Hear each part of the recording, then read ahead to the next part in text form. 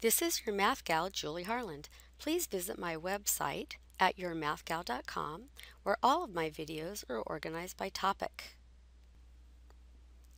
All right, we're going to solve the equation cosine of x equals 0. But we have two different problems.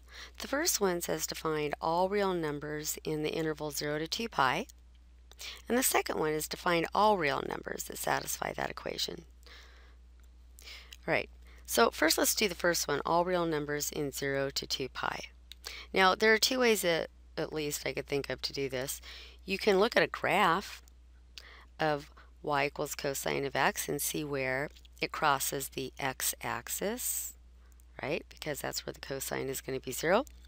Another way is to draw a little picture. I usually like to do it this way. And I know the cosine is where the x-coordinate is 0, so on the unit circle. So if I think of these ordered pairs on the unit circle, I think which one has the x-coordinate being 0? And it's this one, 0, 1. And down here it's 0, negative 1. All right, so up here at 0, 1, that's pi over 2. So that's one possibility. And down here at 0, negative 1, that's 3 pi over 2. It's always okay to first think of these in terms of degrees if you prefer, but you want to write your answer as real numbers, which is what radians are. Okay, now find all real numbers that satisfy this equation. So the one way to do this is you take each of these and you could add 2 pi k. So for instance, one way that somebody might write this is saying, well, x could be pi over 2 plus, remember why we add 2 pi? Because if you add 2 pi, you're going to get a coterminal angle. Add 2 pi again or subtract 2 pi. So we could put plus 2 pi k, or x equals 3 pi over 2 plus 2 pi k, and then that's where k is an integer. Let's leave that off for the moment.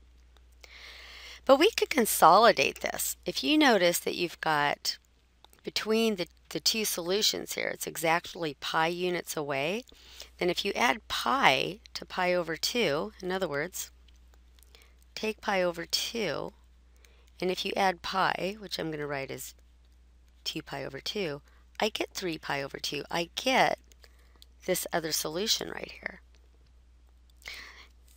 So I could consolidate this instead of adding 2 pi k to pi over 2 and then starting at 3 pi over 2 and adding 2 pi k again. This could be consolidated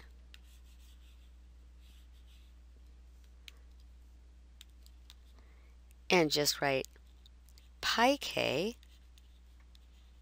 because that'll automatically give you that other solution, 3 pi over 2, and all of the rest of the coterminal angles, if you will. And this is where k is an integer.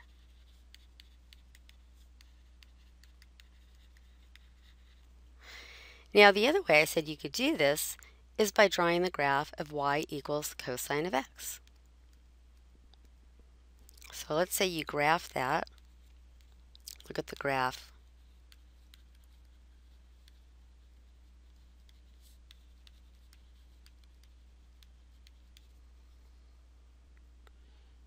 So here's the graph of y equals cosine of x. And what do we want? We want where the cosine of x is 0. So we're looking at where is the cosine of x is 0? Well, where is y 0? Where is y 0? That is, look at the x-axis.